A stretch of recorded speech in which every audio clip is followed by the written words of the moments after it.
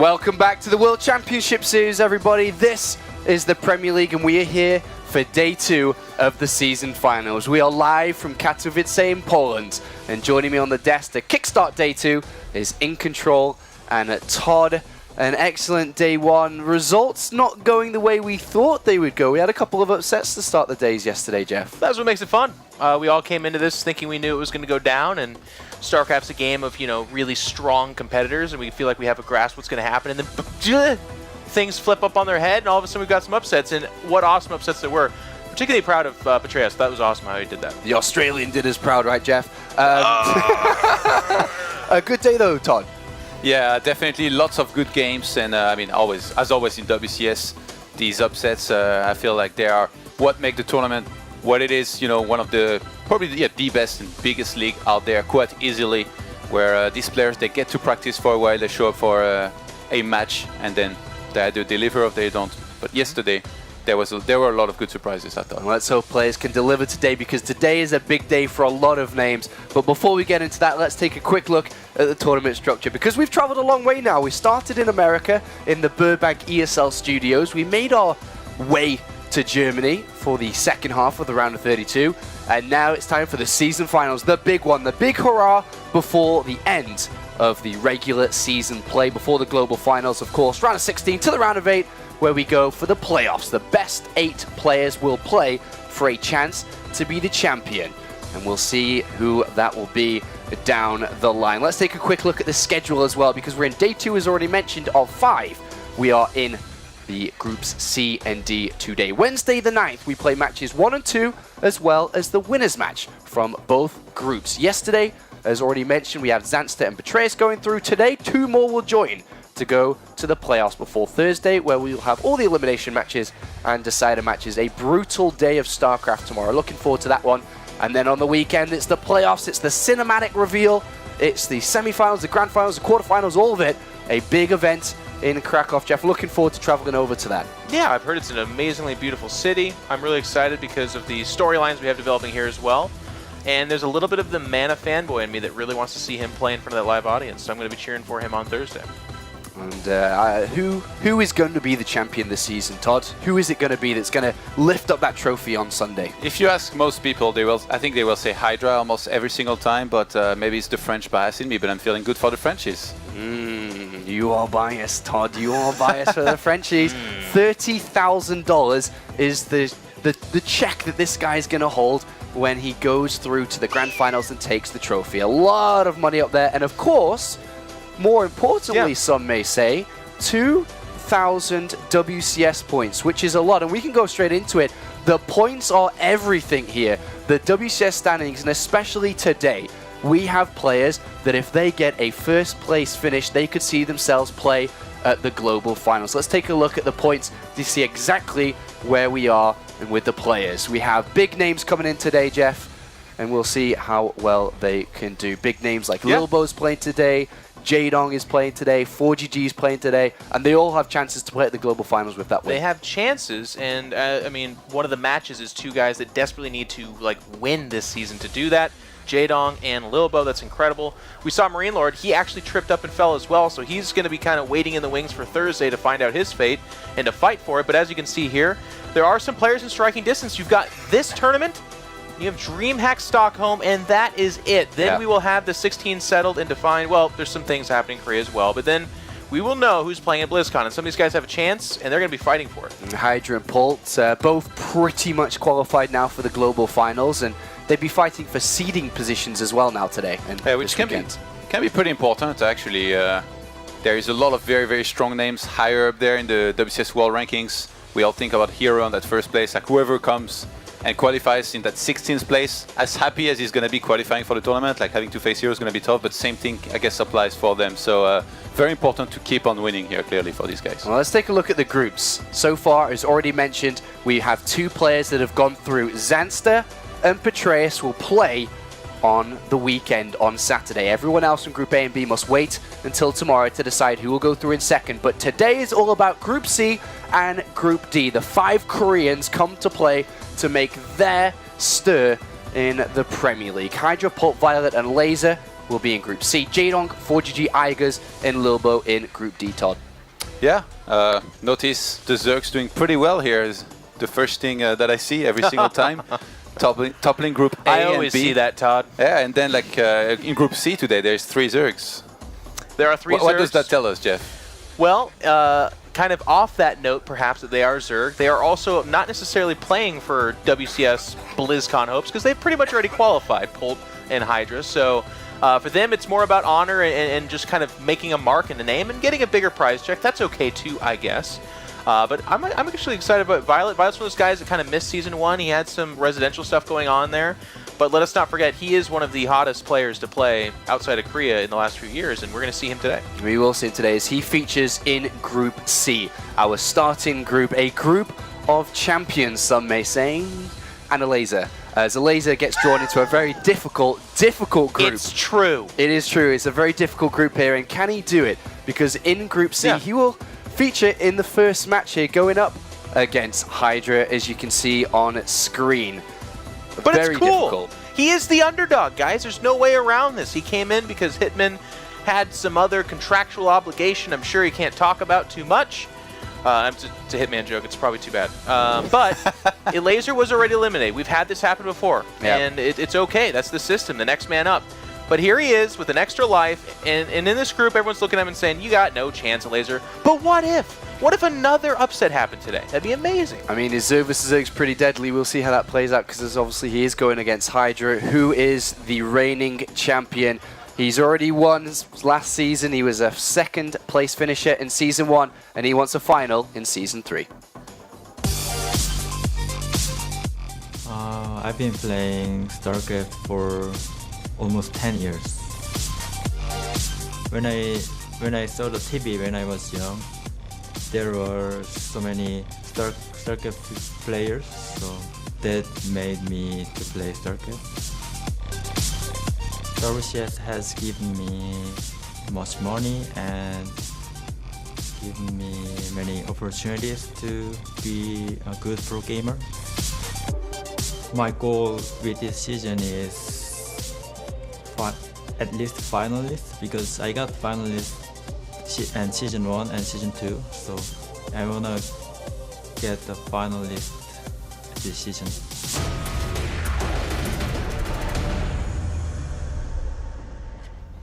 The reigning champion, and what a beast he is.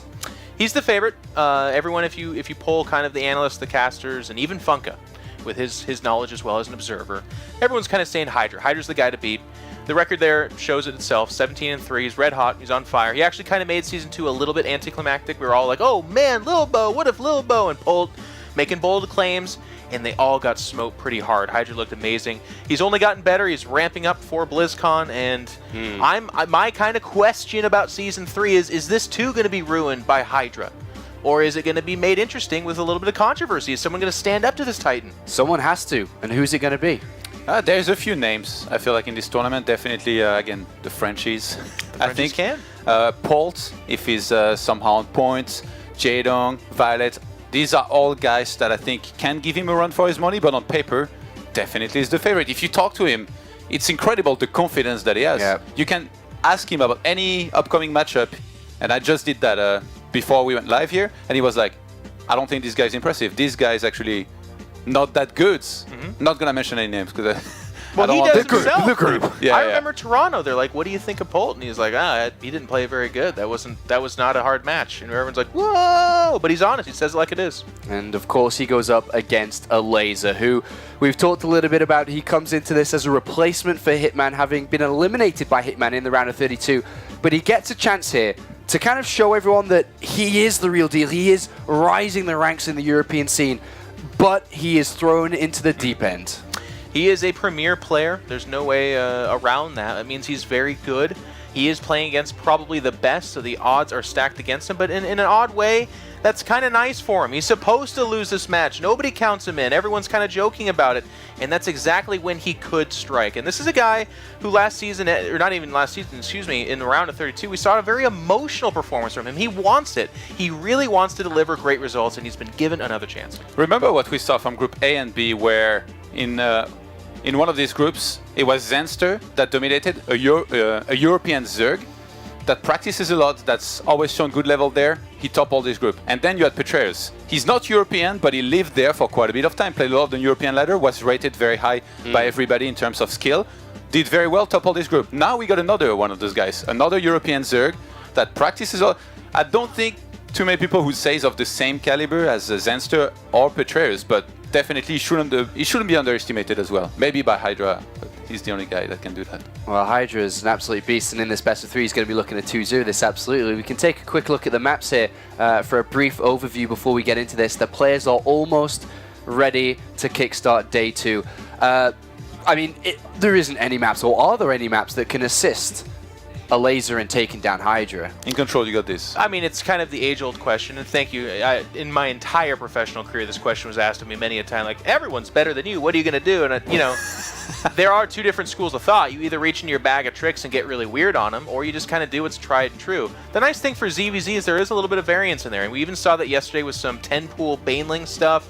That's like, there used to be in the meta that build was, it doesn't work. Everyone can hold it off. And all of a sudden, it's kind of rotated back into WCS. We're seeing people win with that. So, does Elazer get weird? We'll have to wait and see. Right, well, here there's a map order. It's now complete. Both players are seconds away from starting this. We can take a brief look to see where we're going to be taking this first fight of the day. It's Coda, Bridgehead, and Terraform, Todd. All in Control. Well, I mean, Bridgehead's got the back rocks. There's some interesting stuff there. We did see... Gosh, I can't remember, it was Season 2, but one Zerg just did a roach timing attack through there, just wrecked him pretty quick. Terraform's got a gold base. Coda's your tried and true. You're going to see this in every single one of these best of 3s, but look for like the gold base stuff. Perhaps if they get to if they get to Game 3, Elazer's in great shape. Now, on Bridgehead, though, we've gotten quite a few good games, and I know Roddy says that every time this map is played, but this is very true. Even in ZVZ, like these Roach Wars, they got very interesting because of the back rocks, so that's going to be something here to watch out for, and I really feel like in regards of how these two players are rated, it's probably going to advantage a little bit more Hydra. Well, like, even though you can use these back rocks, like, there's so much room for him to use his mechanics to try and make a difference. With the first map being Coda, do you think that Elazer on the starting map here is going to be looking to try to throw Hydra off balance? I mean, what is the key to success from here? I mean, what is the best way to go up against an opponent We like always this? say that. I feel like it's like the white whale of the analyst test. We're like, does he get crazy? And it's like the most standard thing you've ever seen in your life, but... Not knowing Elazer very well, I can't say. This map, though, if it's any indicator, is the absolute gauntlet map. This is where the least tricks are pulled. This is where the least tomfoolery is waiting to happen. They want to play a straight-up balanced map here. Elazer's got to know he's the underdog, though. Maybe try something. Right, we'll see if he can pull anything off here in this best of 3 series. It'd be a magnificent moment if Elazer's be able to do anything against Hydra. As we can take a quick look now at the predictions of all the commentators. As we've mentioned yesterday, we were going to be tracking and following everyone's predictions throughout the week. If you want to join in, you can join in as well. Just make sure to go to Twitter and hashtag the WCS. But here are the predictions from the guys. 8-0 in favor of Hydra. No one really expecting Elazer to do anything here. And again, just all the chips, all the coins going to Hydra's side of the table every single time we look at this. And that is, I think that in an odd way is Elazer's greatest weapon. Todd even asked Hydra, he said, what do you think about Elazer? Todd was going to name names, I'll say it. Hydra's like, he's not impressive, I'm not worried about him. That's a good mentality for a champion, but at the same time, overlooking your opponent is, it's a whole chapter in Sun Tzu's book, I believe, the art of war, and you know, maybe Elazer busted out here. Well, hopefully he can do something. We are almost ready now to go to the first match of the day. We're going to go to our commentary team in a quick second, but do remember, on Sunday at 7 p.m. local time, we will be releasing the official trailer, the official cinematic, the world premiere for Legacy of the Void on Sunday at 7 p.m. We have a countdown. In case you don't know. This side, we have 96 hours left. We were ready. Until Sunday at 7 p.m. I hope you're ready, Jeff. Yeah, someone was like, Sean, I don't know when 7 p.m. is. Now you know to the minute. And we're going to be following that throughout the week and getting closer and closer to revealing that it's going to be on Sunday. Now it's time to start off the day. Who's taking this on? Is it the reigning champion or is it the Polishman? Indeed, our Zerg vs. Zerg here to open things up. Day number 2 of round of 16 here in the World Championship Series as the defending champion going up against Elazer here in our local Polishman. Tries to battle it out on home ground, but it will be difficult here, Pig. Yeah, I mean, normally you look at Elazer, you say, this guy has so much confidence. He comes in here, he's so fresh on the scene, and he never seems daunted by the task ahead of him. But this is a different level of task. This is the reigning champion he's going up against, and going up against Hydra, it's such a frightening match, and I think this is where Elazer really gets to test his mettle and see if he can make a scratch. I think with the Hydra here, even going into one of the toughest groups in 2015's WCS at the moment here, even Hydra looks at this and he's like, I aspire to more than this. But let's get into it now as we have game number 1 here between Elazer and Hydra. As we have spun down to the bottom right-hand corner in the blue, representing Team Extreme Supremacy, it is Elazer.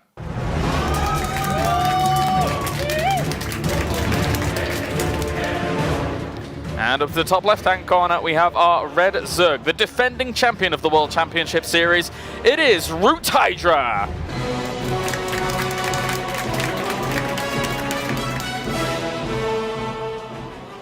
What a great opportunity this is for Elazer. Going up against Hydra, it's a match where you go in and often you'll say, there's no pressure on your shoulders. As the young player, there's not. But if you actually talk to Elazer, he's actually convinced he will make it out of this group. This is, the group of death. A lot of players were saying, hey, there's no pressure. You shouldn't worry. Just, see if you can take a map here or there. And Elazer was like, what? What are you talking about? He's like, I'm going to make it out of this group. And he actually said, look, I might lose to Hydra. Hydra's really good at ZVZ. It's not my best matchup. He's like, but I'm definitely going to take the other 2 guys. This is my warm-up match. So Elazer, he just oozes that brash confidence. I love always talking to Elazer before his tournament games because he's just such a confident young guy. And what we've seen in the past is he doesn't feel that pressure to go crazy cheesy against what people would consider the superior player. He often just plays his game. Yeah, I remember, I have to agree with his mindset. I mean, I spoke to him as well during the round of 32, and, even though he, stumbled there, but he still now got the second chance, he still looked pretty confident in himself, in his ability to actually move on forward. So, Hydra, though, this is the toughest opponent that Elazer has basically ever had in his career in regards to the World Championship Series. And now, Hydra is already opening things up with his spawning pool a bit more defensively here against Elazer's build. Yeah, very defensive opening, playing it very safe so far. Hydra really is a guy that excels in the Roach game, so I wouldn't be surprised for him to drop a late gas and maybe go into sort of straight to Roach play, skipping the Zergling speed. Meanwhile, the other side, Elazer has gone for that faster gas after spawning pool and with that slightly greedier hatch first build. So you can already see a little bit more freedom in Elazer's build, a little bit more risks being taken. And Hydra's going to drop his own gas back home. And going into this as Hydra, you've got to think about that mindset of, he's like, I'm not that impressed with my opponent. Yeah. So he's probably going into this just thinking, I'm just going to play a very solid game. I'm really going to scout here. His Overlord's going to come in, check this gas timing, and he's going to feel it out from there and just head towards his comfort zone, which, if we know anything about Hydra, it involves a lot of roaches.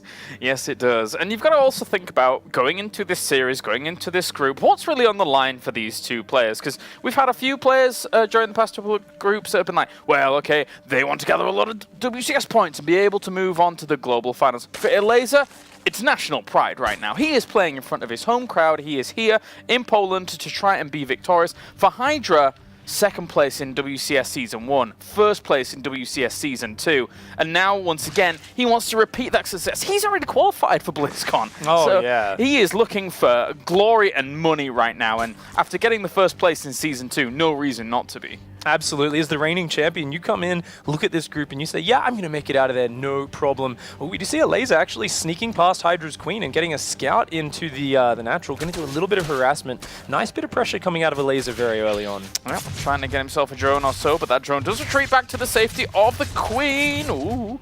And continues to do so with a 2nd one there as well. This Zergling is out for blood, but even an extractor started just in case. Good control there by Hydra.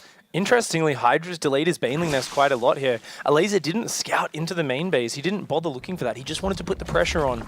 Meanwhile, Elazer's starting up a couple of Zerglings. Looks like he might want to put some pressure on. If he keeps building any more Zerglings, then this is a huge commitment. But we do see a couple of drones pop up there. So it looks like Elazer just kind of wants to get on the map and he wants to start feeling Hydra out. Looks like he wants to go into a very mechanical game and test Hydra's Ling Bane micro out. For now, it's a Zergling tickle. That's what that is. As Hydra is going to have equal and ample amounts to be able to defend this, unless, of course, there is some kind of weird swing of a Baneling being able to connect, but he already sees it under the vision of this Overlord up towards the top.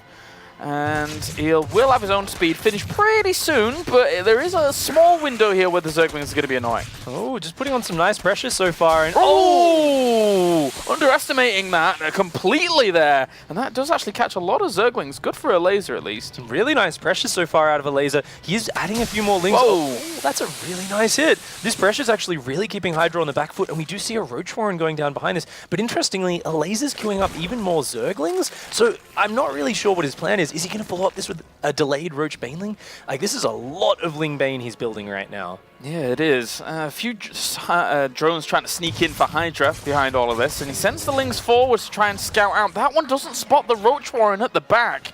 He does see no lair though, so there's got to be some sort of alarm bells ringing in Hydra's head right now. He has to realize there is some threat, and Elazer is pounding across this map with a huge number of Zerglings because he's seen that fast third base of Hydra. He wants to put the cancel on that, and guess what? There's a second wave that's going to come right behind these Ling Bane, which is a huge swell of Roaches. Hydra's getting his Roach Warren on the way now, still continuing with Ling production, getting himself a few more drones once again. I'm wondering if that sneaking those in might come at a downside. He's going to have to reinforce very quickly with the Roaches if he wants to compete with those coming across. Oh, this is a really good defense from Hydra so far, getting some very good hits, stopping a lot of Elazer's Banelings morphing, but Elazer's Roaches are already starting to rally across. He's not wasting any time, and he's just going to try to shove his way through Hydra. This is actually a very scary attack right now. A lot of Lings going to be reinforcing with this as well, as there was like 24 or so on the production tab here. Elazer trying to just really cut Hydra down early on in this game. Actually, some of his Banelings connect really well at the front there against the others, and if he's able to get all of his Roaches along for the ride here, he should be able to cut down these Zergling numbers, but 22 more in production here for Hydra. The Roaches just seem to be taking too long to go down. Hydra's only building Zerglings. He doesn't have anything else. If these Banelings finishing morphing for Elazer, then he will absolutely crush it. Drones coming off the line, Banelings morphing in here for Elazer as well, and with all these drones coming off the line for Hydra, you know that's desperation time here in Zerg versus Zerg. He's got those 3 queens at the back trying to do something, but there you go, GG! Elazer takes game number 1. Already, what a result from him, taking the 1 game off the defending champion. That confidence already being vindicated in this first match. Elazer showing he's got what it takes to compete on this level, and I just love watching Elazer play. He brings that confidence, he gets in Hydra's face, keeps him on the back foot. Suddenly, the 1-2 punch, the Lings keep you distracted, the Roaches follow up. Beautiful gameplay. Very well done. We could hear the Polish crowd here through our headphones after that one. That was raucous, to say the least. And now Hydra doesn't look that impressed. He is not particularly happy with that. And no surprises there. I mean, when you are aiming for the very top of the mountain once again here, that's the last thing that you want to happen on your way up at the start. Yeah, I mean, he scouted no lair earlier on. He knew there was something coming his way. So it was one of those points in Zerg vs. Zerg. You get the scouting information, and then you're like, I still die to the attack. You know, he must have not realized those Roaches could get there so early. So Hydra's got to be a little bit annoyed with that misplay. All right, well, we are going to go to a short break, and when we're back, we're going to find out what's going to happen in game number 2 here between Elazer and Hydra.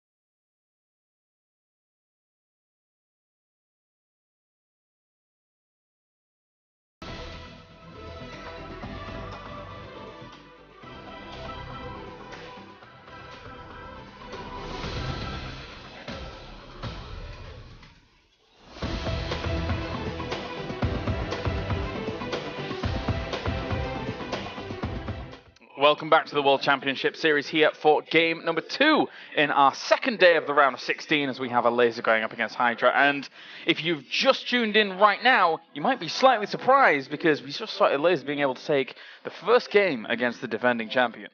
Fast, decisive, quick. I think that was a great gameplay out of Elazer. He didn't really give Hydra a chance to get to that mid-game point where Hydra does that thing where he has 10 times as many units as anyone else. It was just a really well played out, fast, aggressive style, and he did it pristinely. And now we move on to Bridgehead here, Pig, a map that does prevent some little volatility parts and the moves here in Zerg versus Zerg. It's definitely a fantastic map, though, to end up watching, but playing can be kind of scary sometimes. Yeah, this was Elazer's pick, so going into it, he's got to have a plan here. He's got to feel comfortable. Let's get into it. Game number 2 in this Zerg versus Zerg.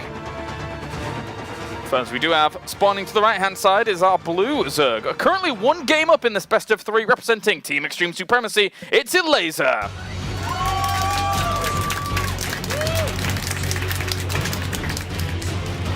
And to the left-hand side, we have our red Zerg, the defending champion of WCS Season 2. It is Root Hydra.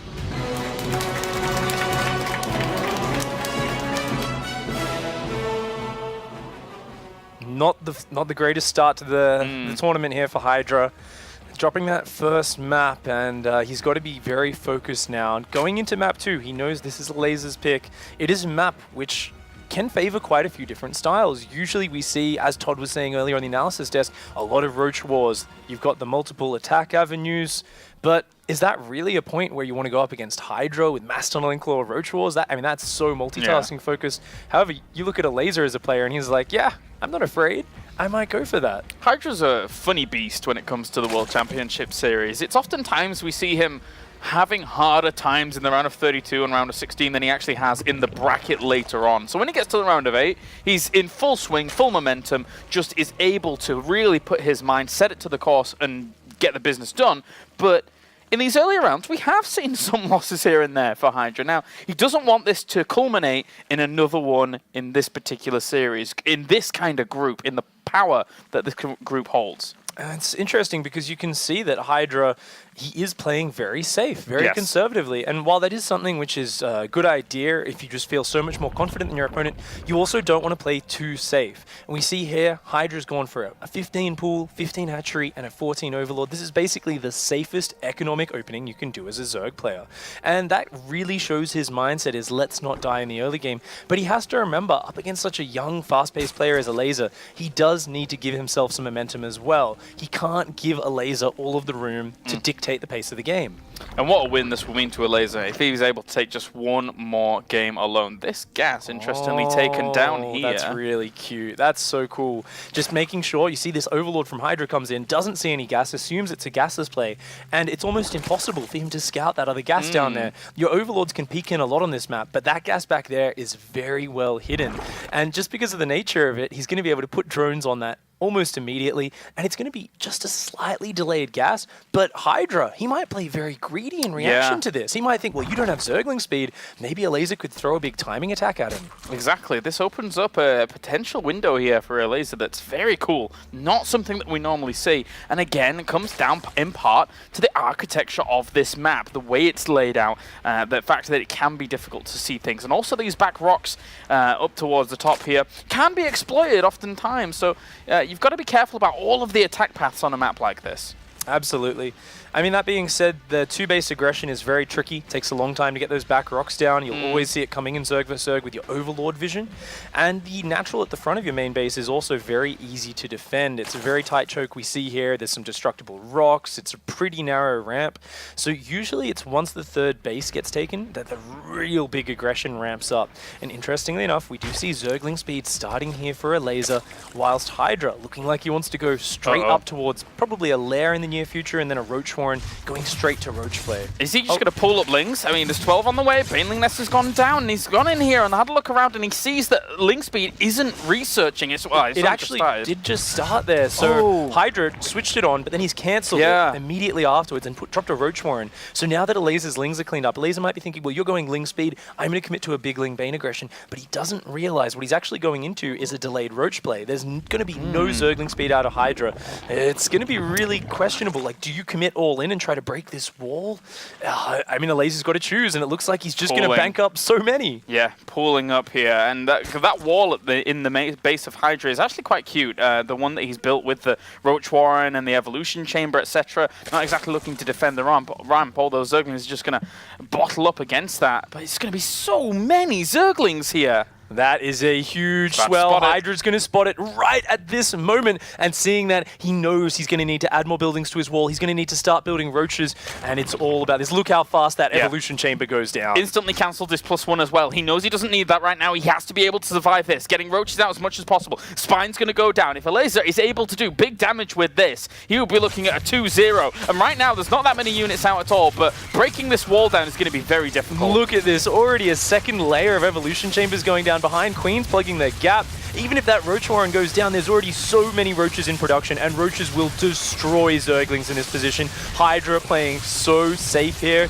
being so on top of his reaction the moment he spotted this, and Elazer's attack is completely foiled. That did 0 damage. Very well played out there by Hydra. Very well done. And now it's going to try and, well, at least Elazer's going to try and normalize it somehow, but even that many roaches alone, Elazer has to keep the fight on Hydra's side of the map for now. And he's going to have to keep it there for so long. Yeah. Because we've got 1-1 started for Hydra. Yes, Hydra does have to rebuild his Roach Warren, so his Roach speed is delayed, but he can secure a third base very soon. And with such a massive roaches out, he's going to be easily able to take on any front-on engagement. And just the threat of that possible Roach push, it's got to keep Elazer here like, oh my god, I have to take these rocks down. But funnily enough, Hydra actually doesn't have vision there. And he still hasn't realized. This is a huge oversight. If Hydra doesn't realize and those Lings get those rocks down, suddenly Elazer might be able to get the damage done that he needs. Yeah, the window is slowly opening, or at least the rocks are slowly opening. He will be able to try and do a bit of damage towards there. All the roaches are sat at the moment towards the third base, looking around. Where are the Lings? Are they going to try and counterattack?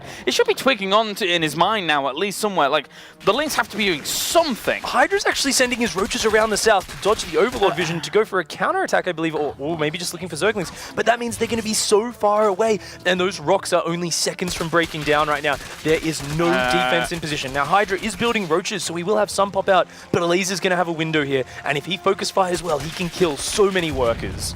And now the rock's down. Here come the Lings straight on in here towards the natural. He could do some damage here. He's on towards the Queen. The drone's going to have to be pulled off the line. 2 have already gone down. Trying to get on some of these roaches as well. He's got himself 5 workers. 7 go down. Great focus fire from Elazer, getting the Queen, getting 7 drones. That's a fantastic pickup. I mean, I thought he was almost pretty much dead after that earlier attack, but now he has managed to build up to 46 drones. He's ahead 10 workers, but he is down a huge number of roaches, so he just has to hang on. Luckily, his rocks are still ablaze, and the Lings are buying even more time. Perfect moves here by Elazer. This is exactly what he had to do to make sure that Hydra wasn't going to kill him off with the army advantage he had. At the moment, yes, the roaches are over the other side, but it's definitely not enough to do big damage here, and he's finally had his roach speed finish up as well, so he can bounce between these locations. I mean, Elazer still has a much smaller army, but he does have +1 attack against the 1-1 of Hydra, but Hydra is he's not gonna give him time. He's saying, I need to press in, I need to finish this now. The Ling's going back into the natural though. If he can hold off back at home, this might be able to do quite a bit more here against this. 34 workers against 46. If he can hold here, Elazer is in a great position. This attack is completely all in for Hydra. His natural is completely destroyed right now, but he does have the roach advantage and he's pushing in so decisively. He needs to trade right now. Yeah, and the reinforcements need to come out very quickly here for Elazer to try and deal with this. Not only that, but the Lings have been cleaned up towards the back. Elazer's going to keep dancing at the back here to try and keep those roaches from being killed off so he can bulk up a few more. 10 drones on the way for Hydra behind all of this. He's taking this slowly. Really good micro from Elazer. He knows he does not need that third base. He just needs to hang on right now. And he is managing to build up the number of roaches he needs. But because the third's gone down, now any sort of economic recovery is very difficult. We see Hydra getting back up to about 45, 46 drones, taking a small economic lead, and then restarting roach production. He knows if your third isn't even started yet, I can just get a small economic lead, rebuild my roach count, and suddenly I'm back calm in this game. I've stabilized. Yeah. I've managed to weather the storm. It was definitely a scary oversight, though, to allow these back rocks to go down for Hydra here. Like, this is something that could have easily been foiled by having an Overlord there. And then he could have been over the other side of the map, basically picking up the win. but that wasn't to be. Elazer has been able to buy himself time as the challenger here in this game, and has kept himself alive. Yeah, I mean, Hydra looked like he was maybe a little bit shaken up. Lasers just coming at him so hard and fast in this series, and he is forgetting things. Look at this. Hydra has stopped upgrading his ranged upgrades. He started melee of all things. That has to be a misclick. Oh, he was doing it just to show it off to the Overseer, trying to get the Overseer to goop a fake upgrade. Yeah. Fantastic move, but right now Elazer is pushing out with a huge timing, and his +2 is almost finished. With +2 over +1, that is a really important upgrade advantage. Oh, and also actually contamination's gone down on towards this hatchery, so it means that he's not getting any lava from that location here for a moment. Needs all of his roaches here to be able to do this. +2 is finished up for Elazer. He's going to go in for the jugular here on towards this army. Technically, he has the upgrade advantage, but are the roach numbers thinning out? More reinforcements going to come along here for him. He's pushing forward still. You saw that little skip of micro forwards here. That means Elazer feels a bit confident with his position at the moment. I mean, it's going well so far. He has hit this timing so crisply. He has that upgrade advantage. Carapace is not worth anything Drones. compared to the +2. The drones are starting to go down. This is huge. Drones coming off the line here. Hydra trying to hold on with this. The army supply slightly swinging in favor of Hydra, and he will be able to fend this off, but at the sacrifice of a few of his drones. Oh, he does end up, equalizing there and getting a couple of Elazer's drones back home. Hydra has a nice supply lead right now and catching a lot of these roaches on the retreat. Yeah, it's so difficult to try and make that happen in those kinds of positions. When you have the reinforcement point against you, even with an upgrade advantage, the numbers can be a little bit deceiving. But now we're going to go back to square one again, but still we have that +2 advantage here for Elazer. And that really is the one thing Elazer has going for him. After all of this does settle down, Hydra is up in drones just by about 1 worker. Now Elazer's re-established his third base, but Hydra has the bigger roach count. He's got a big roach lead, but somehow he still is just not able to find the gas income that he needs. The disruption that attack caused has slowed down these extra gases. You see Hydra's taking them now, realizing I still can't start my +2. Elazer's is finished, and that's such an awkward position to be in, because normally once you hit 3 base roach, it's all about the +2 range upgrade. At that point, that's where you're strong. That's when you're confident taking fights. As it is, Hydra's feeling in a very awkward spot, even though he's got the bigger numbers right now. Yeah, with Elazer continuing to try and contaminate the production facility as opposed to an upgrade, is he looking to try and hit once again here? But then he's got +1 carapace on the way, so how does this line up here for Elazer now? Looks like both players are settling down a little bit and trying to get to a later stage. We do see drones in the production tab for both players. Elazer not wanting to press his advantage, knowing, sure, an upgrade lead is great, but you used your defender's advantage really well before. Your roaches were just spawning so close. And, even though the fight started out well for Elazer, when the tail end of the reinforce came in for Hydra and started wrapping around, suddenly the trade just turned upside down. So I think Elazer's going to try and play a bit more multitasking, and he's probably going to steadily head towards the burrow move roaches. Yeah, that would be quite nice for him. We've seen him in the past trying to hit on the left and the right in other matchups as well, just trying to find some of those small pockets of units where you can get into mineral lines. It can definitely work on a map like this on Bridgehead. There's so many ways to maneuver around and get towards those mineral lines.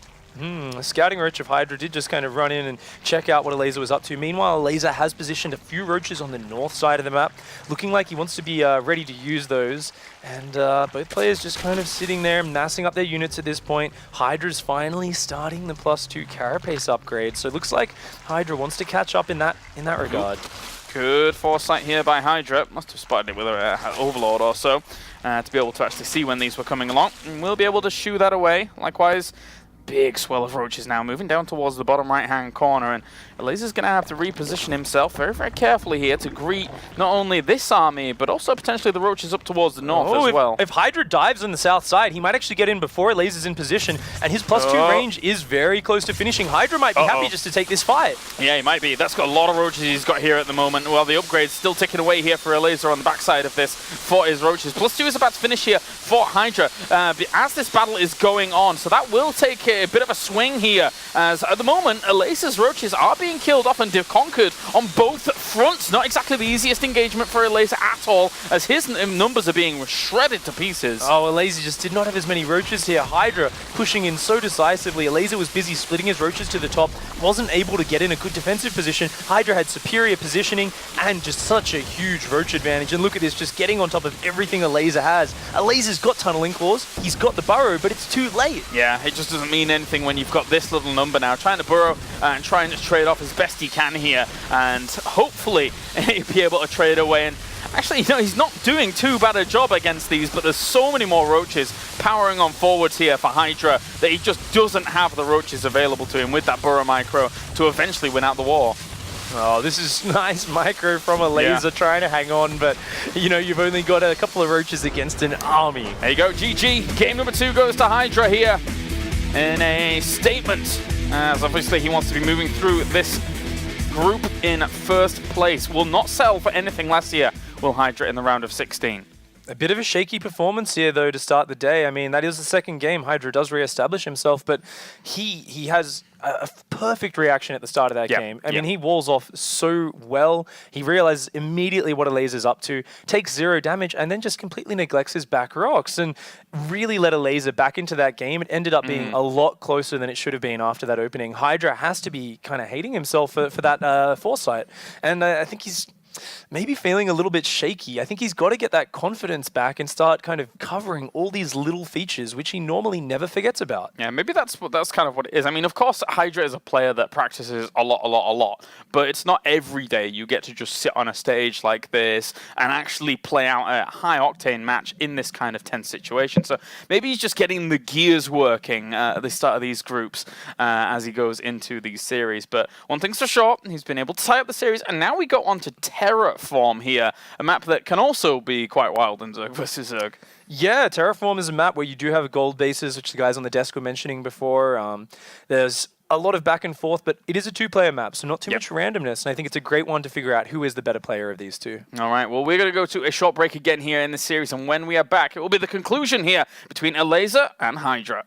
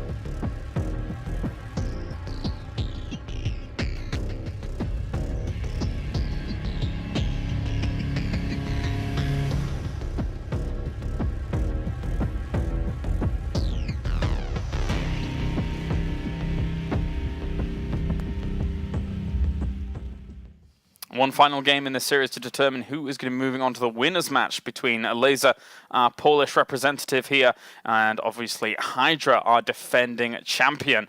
So we are going to be getting into game number 3 in just a moment. It's going to be on Terraform. And what a good match this is going to be. I'm always so excited when you get to see a young player like this suddenly start to look like he can knock a champion off his throne. Going into map 3, it's going to be a really important one. Elazer here fighting for his pride, and he already said, I'm definitely going to make it out of this group. This is the only match which I might drop. Now, facing Hydra, this is his chance to prove that he might even be able to make it out in first place. Yes, it is. Let's get into it then. Game number 3 here on Terraform.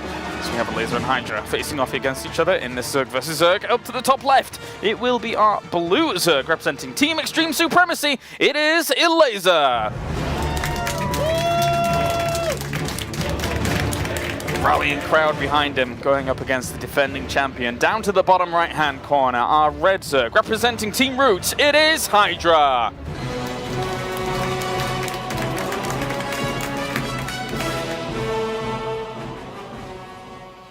Interestingly enough, if we think back here, how has Hydra been playing this whole series? Very conservatively with his opening build orders, and also even in the map vetoes. He actually vetoed all of the four-player maps in Iron Fortress and Cactus Valley. And I think Hydra is going to stick with that same style here. He looks like he just wants to absorb anything Elazer can throw at him, and then in that big roach stage of the game, Hydra wants to show his superior macro, show his superior positioning. Elazer, on the other hand, once again is showing this absolutely unafraid, unabashed attitude. He says, yeah, this is a map where it's good for an early pull, but guess what? I'm just going to go for a hatch first. I am confident here that I can take you, and I'm going to take this small edge early on. I'm going to come in here, get a little edge, and I'm going to bring the momentum to you. I'm going to bring the tempo on my side. All right then, I like it. I like it a lot from Elazer. Just to, you know, it's what we see sometimes when, you know, a player like Elazer in this situation is arguably going up against a player that he probably considers to be a little bit better than him. Let's be honest about this kind of mentality that you go into these series with. And why not? Why not try and take the risk here? You've got the chance of being able to propel yourself forward in a group that is so incredibly stacked. I really like it. I think it's a great decision, and interestingly enough, we see Hydra here, once again, not rushing his gas, going just straight for that queen after that early spawning pool opening, and he may, on this map, even opt for a gasless opening, though that would be very unconventional in the current meta. Gasless openings have really fallen out. None of the maps are quite as easy to wall off. But hey, what has Hydra shown? He just wants to get a lair. He wants to get a roach warren. He cancelled Ling Speed in that last game and started heading in that direction. So I think we've seen his game plan. He says, this is the stable way I'm going to play. I'm not throwing any curveballs your direction. I think I'm the better player. I'm not that impressed by you. Even after dropping map 1, I'm sticking to my game plan. Are there any corners that Elazer could potentially cut on his way through this next game? Because Hydra is not really throwing any curveballs, or is it like, well, okay, then maybe I still have to myself be throwing the curveballs? I think Elazer can definitely take a few risks. Seeing how defensive Hydra is playing, Elazer can skip a few corners here. But look at this. These Zergling scouts from Hydra doing a really good job of keeping Elazer back. And this means Elazer has no vision. These scouting lings were too busy defending. So Elazer, because he's going up against a pool first build with the earlier queen, he cannot see the gas timing of Hydra. He has no idea what's going on behind this. He has to go completely off guesswork here. And that does allow Hydra to... It basically says, look, you can't choose your build with the information. You have to roll a dice here in terms of your immediate follow-up, and that does make it harder for Elazer. Well, for now, Hydra here just going to have his overlords chasing on one another, and we do even have the creep already started at the front, looking to position himself, not only that spine crawler, but with this kind of lack of speed being researched for him, he wants the opportunity to maybe even throw down the wall in the smallest area of the choke point that he could possibly get there in the front of his natural. Absolutely. Hydra taking no risks, does come in for a scout himself, sees the fast Baneling Nest. That Baneling Nest does make him be a little bit cautious, already dropping the Roach Horn. Now keep in mind, at this point, Elazer knows what's up. Why does he know what's up? It's because earlier on he saw a creep tumor here with his Zerglings. Very fast creep tumor at the natural tells him that he's going to be going extra queens, which is a very defensive focused late gas sort of build order. He even cancels out there, so looking like he feels that he doesn't need it at all. With that, already we have the layer. All gas is being taken here from Elazer, so it looks like he's just going to be going to a Spire play to try and catch Hydra off guard. Absolutely. He did keep the Baneling Nest, didn't cancel that, just trying to make sure he does have some semblance of safety there against a potential Ling Flood, but he is going to be getting Mutalisks out very early. And this is a style of play we don't see as much lately. We've got Hydra here. In the next few minutes, he's looking to establish a third base, get out the fast Roach speed. He's already got his +1 Roach upgrade on the way, and he can go for a big Roach attack or just sit back and defend his third, but it's all around Roaches and Queens. Whereas Elazer on the other side is rushing towards Mutalisks, and he wants to try and deny Hydra's third base for as long as possible, using the speed Zerglings, the Mutalisks, these really mobile, fast units to rain down death on any Roach attack while delaying the third base. The Roaches are already on the way here. Actually, he already sees that these Lings are trying to work away at the rocks. So even that can be a little bit telltale. I mean, why are you trying to buy time and delay my Roaches from coming across the map like that? That really does give something away, but we do have more Lings for Elazer, and if he can take those rocks down, it's so good because it completely rules out the option of Hydra doing a Roach attack. If you cut both those rocks off, the Roach is going to take so long to get across the map. By then, the Mutas will have plenty of time to shoot them down. So this is a really great usage of the map by Elazer. I absolutely love it. seen everything as well now. This is Overseer is going to fly on in, see these double gases in the main, and maybe even just swing on down towards that natural expansion. But wants to get on out at the moment, and after, I mean, seeing the rocks with these Overlords, he knows that still the buying time procedure is on the way here for Elazer. Oh, Hydra definitely knows what's going on now, starting up 2 extra queens, knowing he'll need the anti-air. But he's only on 41 drones. He's committing to mass roach at this point, and he wants to do a big attack. Yeah, trying to swing on around here. With these lings, though, is Elazer to try and deny this third base from going down, but the roaches are on the warpath. They are moving through the middle of the map at the moment. That is a huge cancel, though, and with those rocks down, look at this. The roaches have to divert on the south side. Queen's even going down. The one with full energy drops first. This is fantastic. This is going to give the Mutas so much more leeway in their harassment. Exactly, a lack of anti-air against that once the Mutalisks come along. Spine's been thrown down at the front here. That's very, very important for him to actually deny these roaches from doing too much. The Hydras are about to, sorry, the Mutalisks are about to pop here against Hydra. Because those roaches, yeah, they're going to cancellation of the third base, or even the full kill by the looks of things, but eventually they'll take a lot of damage. Oh, the Lings need to come down to support and try to save this, and Elazer needs to start dropping another third base elsewhere. He actually maybe could have hung onto this base if his Lings fought that, but looks like he wants to preserve the Ling count, take the efficient fight, and just rebuild the hatchery while his Mutas clean everything up for free, which is a very valid decision, a very smart one. Elazer wants those Lings on the map so that he can put pressure right back on Hydra. He doesn't want to give Hydra any time. Oh, and these Lings going for the counter-attack. It's a nice move here by Elazer. He knows that there aren't many roaches or units at all over the other side. If he can kill off Queens, that would be fantastic. There are 5 spores finishing up here and there, but the third base is going to fall again. Oh my god, what a great decision by Elazer. Rather than focusing on the defense, he's gone across the map. Hydra's been too busy building spores and Queens. He's got nothing to fight the Zerglings off, and this is just huge damage. Look at this, so many drones going down, the spores going down. Leaving some roaches back there is good to actually deny that third base from going down. And he does get that kill over to the left-hand side, but these Mutalisks are running amok at this third base as well, so constantly denial from both sides. Elazer, 2 Roach Warrens going down as well, so either he's going for mega upgrade style, or maybe just a mistake, but regardless, he's still doing work with these Mutalisks. And that's 16 Mutalisks. This is no paltry number. This is not a small harassment squad. They can fight these Queens head on. Look at this, another Queen goes down, a second one being focused. Oh my god. Very nice. So much damage. Elazer is controlling the pace of this game. Yeah, he actually threaded the needle there. Went through the majority of those spore crawlers to make sure he was finding pockets of damage to do, and actually does cancel that second one, so good stuff. And he's just going to try and compete with the Roach numbers for now. He's got so many more workers. I mean, Hydra's saving grace here is that he's cancelled the third of Elazer, and Elazer doesn't even have another one started. But if you're at 36 drones, Elazer's still outmining him. Elazer's got Roach speed and +1 on the way, and he's even split up some of his Mutalisks. So he's got half his Mutalisks at home cleaning up the Roaches, while the other half are staying on the right-hand side of the map, and they're going to keep denying that third base. Elazer here, he just absolutely understands the tempo of the game. He says, if I don't give you any space to kind of macro up behind your pressure, then guess what? I'm going to keep this mobile advantage. You're never going to get that third base up. And it's not like this is the first Zerg versus Zerg Elazer's ever played. Right now, he understands the position he's in, and he understands as his heart rate increases here, knowing that he's in the lead. He is in the lead. If he's able to hold on to this kind of lead, he will win against Hydra here in this first series of the day. What a massive win it would be to go through to the winners match against last season's champion for the newcomer, the Polish Zerg player Elazer.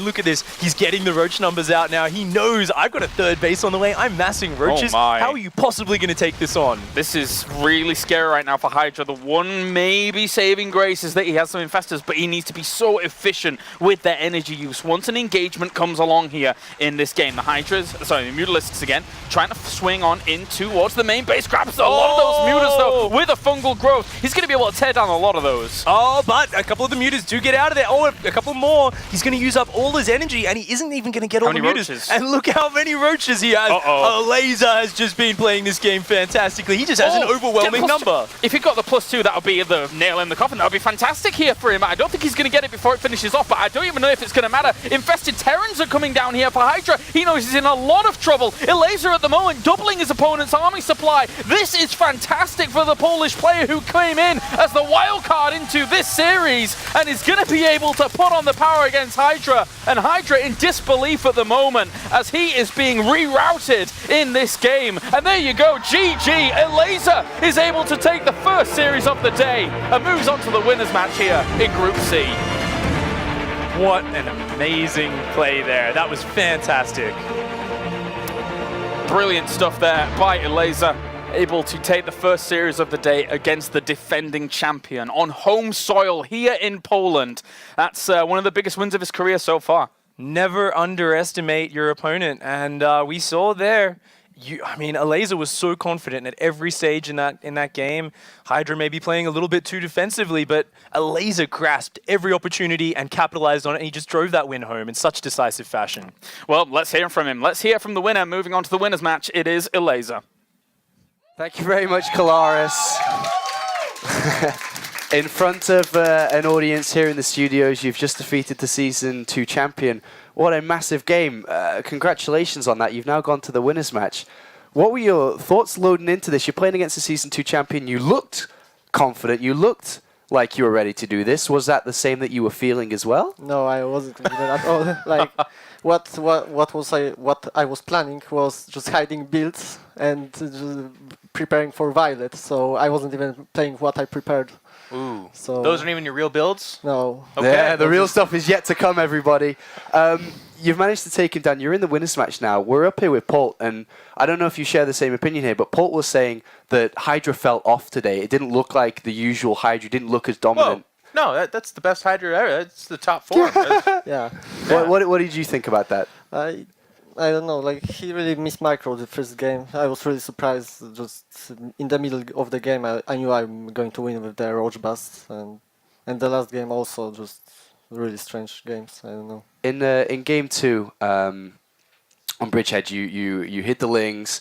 When you ran up to him and you hit that wall, what was going through your mind then? Did you feel that you're in a very difficult position and the series was kind of slipping away from you, or what were you thinking? I've never played versus a wall like this on that map. Always when I was playing this build, I was just getting into his main and killing everything. So yeah, I was just surprised and I had no backup plan. Just roaches. In control? Well, I mean, I guess it seems almost kind of silly to ask it now, but just Zerg versus Zerg, a lot of Zergs say it's kind of super random and weird. Do you share that opinion, or what do you think about ZVZ? Yeah, I really don't like this matchup. Lately, I started practicing a lot more of it, but it's really random in my opinion. All the builders, like 9 pulls, we didn't play any of these trees, but if Hydra played 9 pull in any of these games, I would just lose. So yeah. That's the random element you think is the opening then? Yeah, it's opening. Okay. Who would you prefer to play against in the winner's match? Is it Violet, as you were kind of hoping to play against him, or would you prefer to play Polt? I don't really care. I think both are doable for me. So Good to hear, good to hear. That's awesome. Awesome. Well, congratulations, Elazer. You move on to the winner's match. We'll play again in a very little time here. We'll play in the winner's match against, as mentioned, either Polt or Violet. Let's take a quick look at the bracket to check in here as we have Elazer going through, defeating the Season 2 champion. A massive victory for the young man here, especially being in Poland. He fights for a chance to play in front of a massive live audience coming this weekend at the main event, and we'll see if he can do that in a little bit. But Todd joins us back on the desk.